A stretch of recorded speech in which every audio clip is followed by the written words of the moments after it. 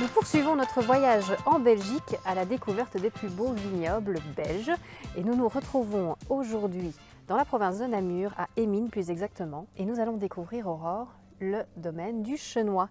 Oui. Alors, qui est une histoire, je pense, de deux frères qui ont repris ce domaine il n'y a pas très longtemps. Effectivement, c'est un domaine qui a été repris en 2017 par deux frères, comme tu l'as dit. Aujourd'hui, c'est Pierre-Marie qui nous reçoit pour la visite et pour nous faire découvrir ce beau vignoble. 2017, première vendange. 2019, ils sont passés en agriculture biologique. Aujourd'hui, ce domaine comptabilise 14 hectares de vignes, 5 cuvées que nous allons pouvoir déguster justement. Et puis, on y va. On y va, découvrons ce domaine.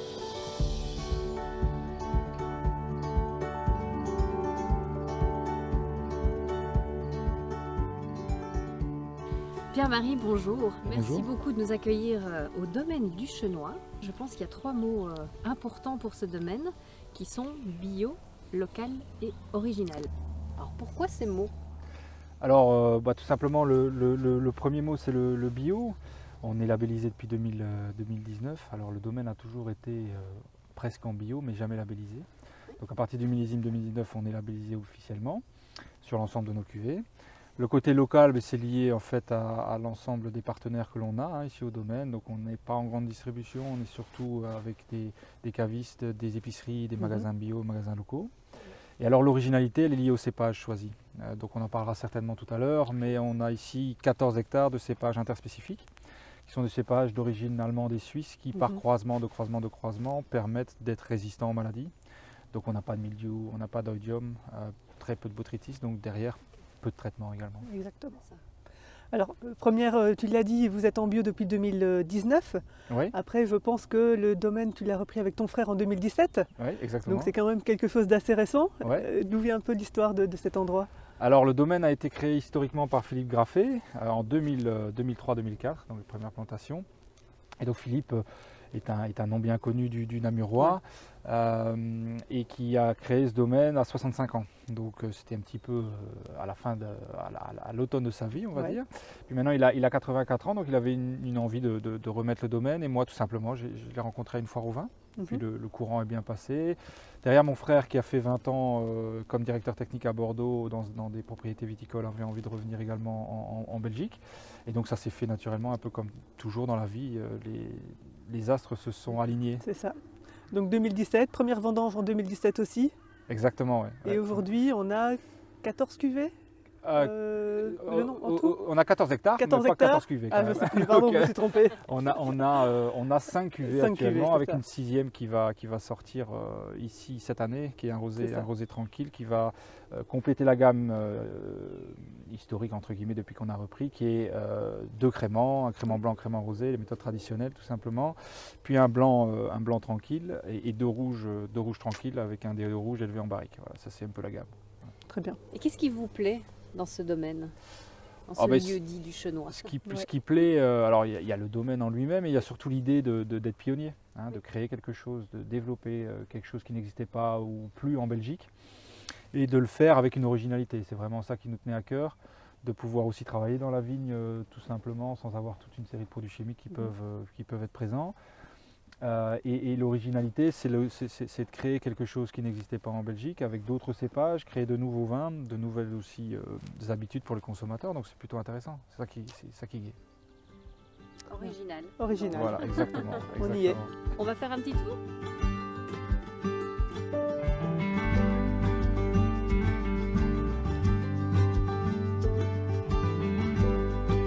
Alors Pierre-Marie, on est ici devant une parcelle de Cabertin. Le Cabertin, il y a 1 hectare. C'est un cépage qui est très peu planté, qui est assez méconnu. Vous l'utilisez pour votre cuvée de rosé. Ouais. Je pense qu'on pourra la déguster un petit tout peu à plus l'heure, tard. Alors, outre ce cépage de Cabertin qu'on ne connaît pas beaucoup, quels sont les autres cépages plantés sur le domaine? Alors sur le domaine, on a 14 hectares et 11 cépages différents. Donc les principaux, en gros, en blanc, vous avez du Solaris qui est en gros la base de notre vin tranquille. Bronner Johanniter qui sont la base du crément et qui sont également présents dans notre vin tranquille. Et on a également le Souvigny Gris qu'on a planté sur les 4 hectares supplémentaires en 2020. Donc ça, c'est les principaux cépages sur les blancs. Et sur les rouges, en fait, en cépage rouge, on a un cépage qui est uniquement alloué au rosé, c'est le Cabertin, puisqu'il n'arrive pas à maturité en Belgique. Donc, il donne des super rosés. C'est pour ça qu'on l'a plutôt indiqué pour les rosés. Et alors, sur les rouges, on a, sur nos deux rouges, le même assemblage, donc Régent, Rondeau, Pinotin. Voilà. Très bien. Alors, pour parler un petit peu, on est toujours dans les vignes en cette période, donc on est en pleine période de la taille. Ouais.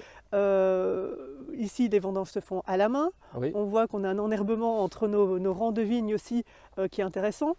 Comment tu travailles la vigne et quelles sont les pratiques mises en place ici? Alors l'idée, en fait, avec le passage en bio en 2019, c'était de continuer cette transition-là et d'aller vraiment presque vers la biodynamie, en fait. On n'est pas labellisé biodynamie, mais au niveau de la vigne, on est vraiment lié à cette pratique. Donc on enherbe évidemment l'ensemble du vignoble. Les entrerangs ont été semés en trèfle et en céréales pour avoir une meilleure biodiversité, une meilleure respiration du sol. Donc ça, c'est vraiment important. Sur la taille, on travaille un petit peu différemment avec des tailles un peu tardives chez nous. Ouais. Donc on taille en double guyot, mais on laisse quand même les tire-sève assez longtemps pour passer les périodes de gel et puis sauver entre guillemets toujours la récolte pour l'assurer.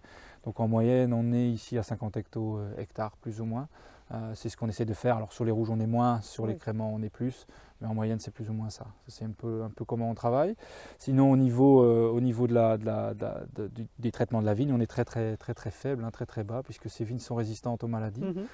Donc, au niveau des fongicides, donc des traitements contre les champignons, on est plus ou moins 1 kg de cuivre et de soufre hectare, donc c'est vraiment pas grand-chose. Sur le cuivre, on est normalement en bio limité à 4 kg, donc on est vraiment très bas. Et alors, pour les herbicides, on n'a pas d'herbicides, on décavaillonne mécaniquement, donc ça c'est pas mal. Et alors, depuis plusieurs années, on a un problème avec la drosophile Suzuki en Belgique, qui est une petite mouche qui s'attaque aux raisins pas encore mûrs. Donc, pour gérer ce problème, on a deux possibilités. Soit on utilise des traitements bio pour éliminer la drosophile, mais alors le problème c'est que vous pouvez éliminer toute une série d'autres micro-organismes et insectes. La deuxième option, c'est d'essayer de le gérer comme on le fait ici au domaine avec de la biodiversité. Et donc c'est pour ça qu'en 2020, on n'a pas du tout utilisé d'insecticide par exemple, puisqu'on a pu gérer son développement sans que ce soit invasif, avec la protection de tout ce qui est guêpes, de tout ce qui est oiseaux, puisqu'ici on a aussi toute une série de nichoirs sur l'ensemble du domaine. Une cinquantaine de nichoirs qui nous permettent d'attirer des oiseaux insectivores et de pouvoir justement gérer la population de tous ces ravageurs potentiels. C'est un peu l'idée du domaine, c'est de continuer toujours à aller dans la direction de la biodynamie. Oui, l'option elle est quand même bien présente. Là pour le coup, la direction, je pense que... Oui, la direction est plus que prise. Elle est plus que prise, oui, bien sûr. La visite de moutons aussi. Oui, les moutons, ça permet d'une part de tondre. Naturellement. De tondre naturellement, et puis surtout ça participe avec leurs excréments à créer de la vie, ils grattent la terre, etc. Et donc derrière vous avez toujours un cycle en fait qui est plutôt, l'idée c'est de développer un cycle vertueux pour aller jusqu'à la récolte et utiliser en fait le moins de produits jusqu'à la récolte. Donc c'est vraiment l'idée. Et avec ces cépages là, il y a plus cette crainte énorme que l'on peut avoir sur des cépages entre guillemets traditionnels, avec une poussée de mildiou qui peut arriver, qui peut vous ravager votre récolte. Nous on travaille même sur les traitements très faibles que l'on peut faire. On travaille entre guillemets un peu en homéopathie, donc avec des petits traitements un peu réguliers. Des plantes peut-être? Des plantes aussi, des extraits de plantes, des extraits de prêle, etc. Ce genre de choses permettent vraiment d'avoir une vigne qui est beaucoup mieux dans ses baskets en fait. C'est l'idée. C'est très bien. Plus en vie. Plus saine. Quel beau travail. Exactement, un beau travail. Et quel type de cépage on ne retrouve qu'ici? Alors sur cette parcelle-ci, par exemple le Cabertin, à ma connaissance en Belgique est très peu planté, parce qu'historiquement, je pense que les gens avaient plutôt envie soit de planter blanc pour faire du blanc, soit de planter rouge pour faire du rouge, et pas forcément planter rouge pour faire du rosé. Et puis nous, comme on a l'hectare ici, on s'est dit pourquoi pas tenter l'expérience du rosé tranquille, et donc c'est ce qu'on a fait à partir de 2020. Et ça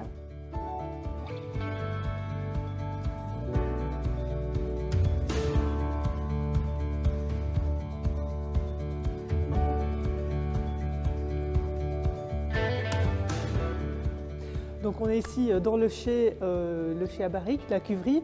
On le voit, on a des jolis cuves inox derrière nous, on a des belles barriques également. On produit du vin blanc, du rosé, du rouge, en tout 5 cuvées, 11 cépages. Alors, comment on travaille un petit peu tous ces cépages? Est-ce qu'ils sont, une fois la vendange, est-ce qu'ils sont travaillés séparément? Comment se passe la vinification, l'assemblage? Dans les 3 couleurs, comment tu travailles?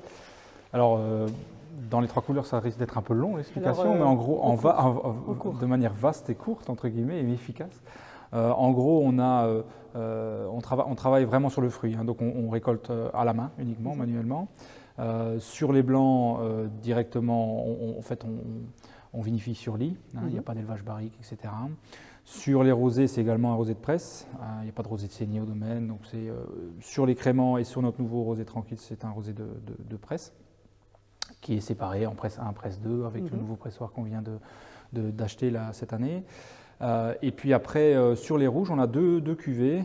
Une cuvée qui est élevée principalement en cuve, qui est élevée uniquement en cuve, qui est Terra Nova, qui sort directement l'année suivant la récolte. Et on a une cuvée élevée en barrique, qui est Grand Chenois, qui elle est élevée une année en barrique, donc 12 mois. Et à partir de cette année, on a maintenant une envie de sélection plus fine des barriques. Donc c'est un test qu'on fait cette année sur une partie des barriques. On est plus ou moins à 30% de barriques neuves, et ça c'est une constante, avec de plus en plus de Grand Chenois qui est produit chaque année au vu du succès du vin. Voilà.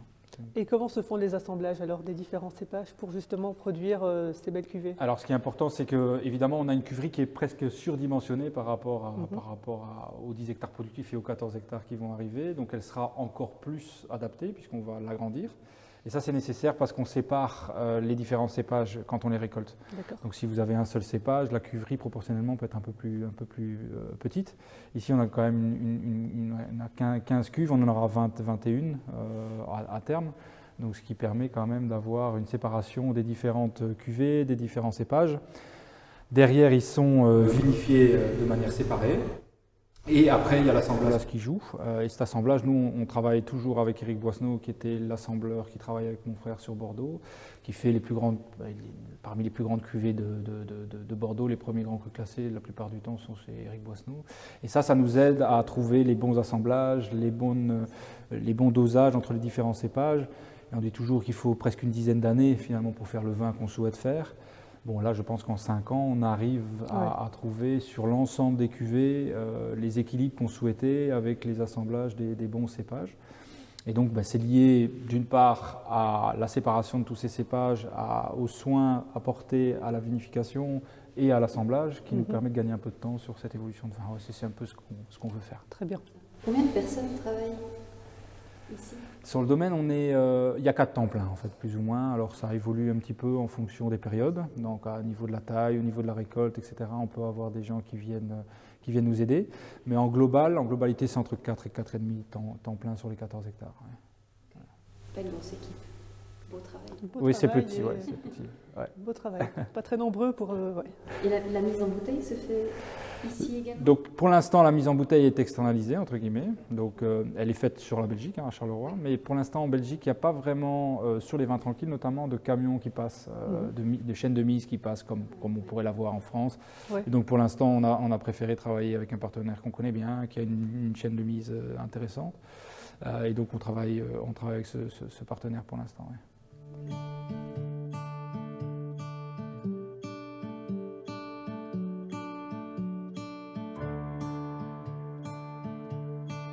Donc là, Pierre-Marie, tu nous as réservé une jolie surprise en nous permettant donc de découvrir tes nouveaux millésimes et une jolie dégustation directement sur cuve. Ouais. Qu'est-ce qu'on goûte? Alors là, tu es sur la version 2020 de Grand Chenois. Hein, donc c'est un élevage de 12 mois sur barrique. Alors évidemment, là, il vient d'être entonné, hein, donc il est tout jeune, donc il vient d'être entonné en janvier. Oui. Et donc, il va rester maintenant tranquillement 12 mois sur les barriques avant la mise en bouteille. Donc c'est un assemblage de Régent Rondeau-Pinotin, classique sur le domaine. Et l'idée, en fait, avec ce vin, c'est d'avoir à la fois du fruit, d'avoir de la barrique, mais pas en avoir de trop. Hein, donc on est à 30% de barrique neuve sur ce vin-là, sur cette cuvée-là. Et d'avoir du fruit, d'avoir de l'élégance, d'avoir de l'équilibre, c'est un peu ça qu'on recherche. Et d'avoir de l'originalité surtout, c'est un peu ça. Donc après, derrière, En couleur, ce qui est toujours intéressant, c'est ce qui a toujours été discuté au niveau des assemblages et ce qui nous a surpris au démarrage, quand on a démarré le travail de ces cépages, c'est la couleur qu'on pouvait en sortir. Hein. Oui, donc on a une couleur très sudiste, hein, Oui. très solaire. Il y a un nez aussi des vins du sud, alors moi j'irais plutôt vers l'est que vers l'ouest, hein, plutôt si on est en France. Mhm. Un petit peu ce côté Morgon ou ce côté peut-être Syrah Grenache, un petit peu qu'on pourrait retrouver. Alors l'idée, c'est pas de faire des copies, hein, encore une fois, mais c'est pour donner un petit aperçu. Et alors en bouche, ce qui est intéressant, c'est qu'on a beaucoup de fraîcheur, donc on reste à 12 degrés, 12 degrés et demi, 13 degrés en fonction des millésimes. Donc ici, on est plutôt proche de 13. Mhm. Et donc ça garde une certaine digestibilité avec pas trop d'alcool, c'est pas ce qu'on recherche. Et c'est la force des vins belges, c'est la fraîcheur. Donc si on a envie d'aller chercher de la fraîcheur, de ne pas avoir trop d'alcool, c'est un petit peu ce qu'on recherche ici au domaine et ce qu'on peut proposer avec un vin rouge belge. Voilà, un peu ça. Et de la cuve à la bouteille, qu'est-ce qu'on va encore observer comme évolution? Bah là, il est vraiment tout bébé, hein, donc il va prendre un bel équilibre avec le bois, hein, qui va lui apporter un peu plus de structure. On travaille cette année, à partir de cette année, avec un choix de barriques bien sélectionné pour pouvoir également, puisque ces cépages sont assez inconnus, il y a tout un travail de choix de bois à faire. Hein. Ouais. Donc depuis 3 ou 4 ans, on travaille à ce choix de bois pour bien identifier le type de barrique qui va nous convenir, l'année de la barrique, le type de chauffe, etc. Donc tout ça, c'est un travail qui est en progression, mais qui est presque finalisé. Donc cette année, on est vraiment dans la dernière ligne droite. Et puis derrière, il y aura quelques soutirages, et puis après une mise en bouteille, et puis une commercialisation du millésime 2020 en 2022. Ceci en Ouais. 2022. 2022. Waouh, Ça prendra un peu de c'est temps encore. exceptionnel là, ce qu'on déguste. C'est ouais, Santé. santé. Santé.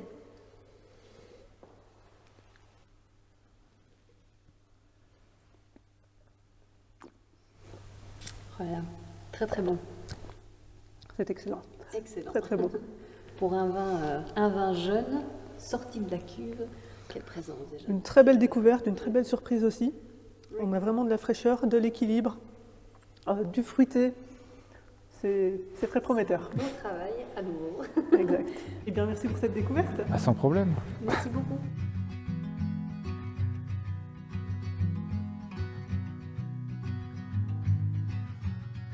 Alors là, Pierre-Marie, tu nous donnes la belle opportunité de déguster ton rosé. Je Ouais. pense que ce sera ta première cuvée de rosé. Ouais. Dis-nous-en un petit peu plus. Ah, le but, c'est toujours de rester sur cette originalité, hein, qui caractérise le domaine. Donc là, on est sur un assemblage Cabertin-Régent. Mhm. Et alors, c'est pourquoi est-ce qu'on a démarré le rosé seulement cette année et pas depuis qu'on a repris le Tout à domaine? fait.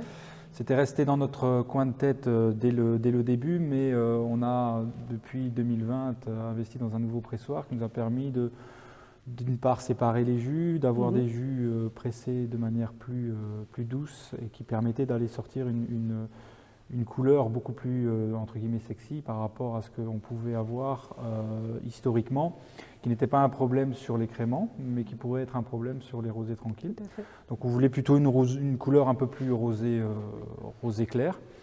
Et donc l'idée après, c'est d'avoir un rosé qui soit pas uniquement sur le fruit rouge. Il y a un peu d'agrumes, vous allez voir si vous avez goûté Citadelle précédemment.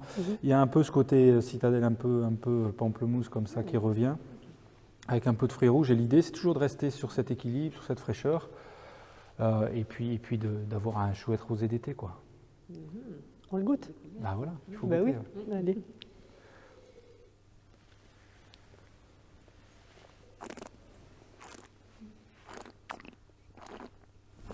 Le côté pamplemousse, effectivement, on le retrouve. Oui, il y a ce côté pamplemousse assez sympa, Pamplemousse, agrumes, ouais. ouais, qui est balancé avec un peu de fruits rouges, mais finalement, c'est un rosé qui ressemble un peu à un vin blanc aussi, hein. Si on goûte ça dans un verre noir, je pense qu'il y a beaucoup de gens qui seraient un peu Je surpris. pense qu'on peut se tromper, ouais. Exactement. Après, effectivement, le côté rosé d'été, Elle est parfait là. il est parfait. Ouais. Mais alors, tout en étant, de façon très positive, très, très fruité, justement, ce côté très agrumes, pamplemousse, les fruits rouges qui ressortent derrière, mais beaucoup de fraîcheur aussi, Ouais, ouais. et une belle Une vivacité, belle tension. Ouais. une Ouais. belle tension aussi. Je C'est pense que c'est très, très ce que je disais sur agréable. le rouge, hein, c'est la force des vins belges, cette fraîcheur, ce qui donne cette digestibilité, c'est-à-dire vous C'est ça. pouvez, alors il faut dans la mesure du raisonnable évidemment, mais on peut en prendre un deuxième verre tranquillement sans avoir cet aspect lourdeur qui va venir, qui Pas du peut tout, arriver ouais. sur certains autres vins un peu trop alcoolisés. Donc ici on est à 12 degrés tranquillement et on a cette fraîcheur, cette vivacité qui permet d'être digeste. Et ça c'est la force vraiment des vins belges, je pense. Une belle force. Ouais. C'est très bien et c'est très très bien fait. Alors, quand est-ce qu'on peut le déguster? Quand est-ce que ce sera, Alors il sortira après évidemment la mise en bouteille Oui. qui attend elle-même l'appellation. Donc il sortira toute fin de mois de mai. Donc on l'aura pour cet été? Voilà, exactement. Ce sera le bon moment. Alors, on se trouve dans le côté un peu boutique du domaine pour déguster, je pense, la signature du domaine qui est le Grand Chenois.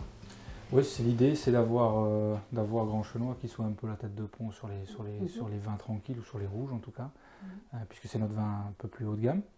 Donc là, on goûte le millésime 2018. On a goûté son petit frère en barrique. Et donc, on est sur le vin qui est pour l'instant en commercialisation.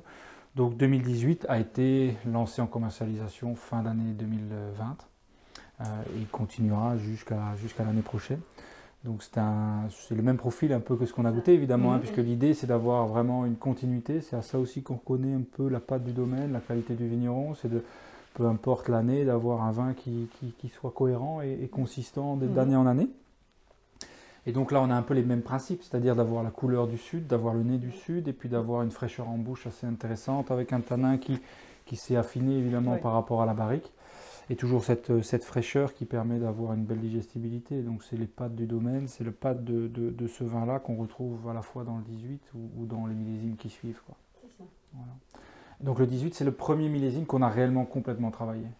Donc, puisque 2017 on est arrivé en août, donc on a récolté 2017 sans avoir travaillé les vignes. Donc 2018 ça a été une année exceptionnelle en soleil sur la Belgique avec énormément de volume.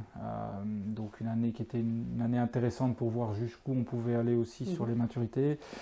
Ce qui est intéressant, c'est que les années qui ont suivi ont permis, avec le travail de la vigne, d'avoir des maturités encore plus intéressantes qu'en 2018, alors que les années étaient avec autant de soleil mais un peu plus compliquées, notamment en 2020 avec ce gel tardif qui nous a fait un peu prendre du retard sur le développement de la vigne. Mais grâce justement aux nouvelles installations, au travail de la vigne, on arrive toujours à essayer de monter un peu en qualité. C'est ce qu'on essaie de faire, toujours d'essayer de progresser pour arriver à l'optimum de ce qu'on avait en tête en fait. C'est ça. Donc c'est représentatif de tout ce travail. Exactement, exactement. Un an d'élevage aussi? Donc c'est un an d'élevage, c'est le même type d'élevage. Moi ce que je conseille à la dégustation, c'est quand même de carafer un peu ce vin-là, de le carafer une petite demi-heure. Tranquillement, de prendre son temps toujours avec les vins rouges, toujours un peu prendre son temps. Mais le carafé, ça lui permet de s'aérer un petit peu, de prendre sa place. Puis c'est plutôt des vins de garde qu'on fait au domaine quand même. Hein. C'est pas des vins qu'on peut boire dans l'année très rapidement. Donc on peut très bien garder ces vins, à mon avis, c'est entre 7 et 10 ans. Ça, c'est l'avenir qui nous le dira, parce qu'on ne sait pas encore en fait. Hein, mais moi je pense que théoriquement, 7 à 10 ans, ça tiendra la route, je crois, sans problème. Je pense. Il n'y a plus qu'à le déguster. Il n'y a plus qu'à déguster. Allez, santé. Santé. Santé.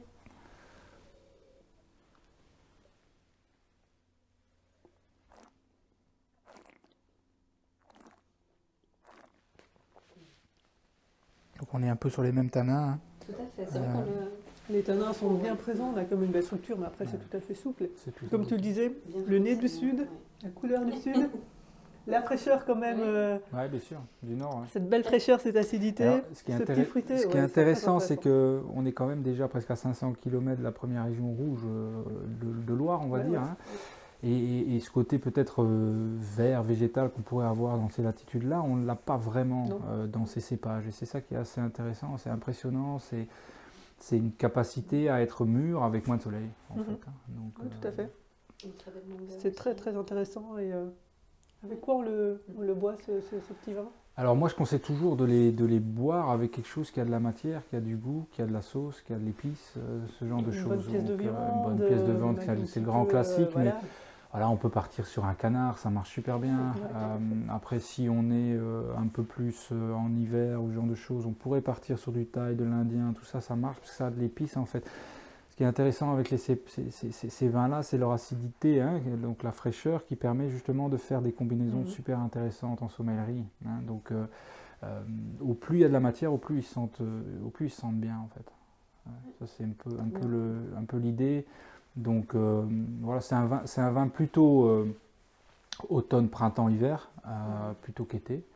En été, on se tournerait plutôt vers Terra Nova chez nous. Ouais, voilà, chaque saison son vin. Tout à fait. Parfait. Eh bien, tout grand merci en tout cas pour cette belle dégustation, mais surtout pour cette belle visite Sans problème. de ce domaine. Sans On problème. a appris beaucoup de choses, découvert beaucoup de choses. Donc c'était vraiment un pur plaisir d'être ici. Et on souhaite évidemment beaucoup de succès Ah bah moi aussi. Au grand finois. Voilà. Voilà, super. Et à tous ici. Merci. Merci beaucoup.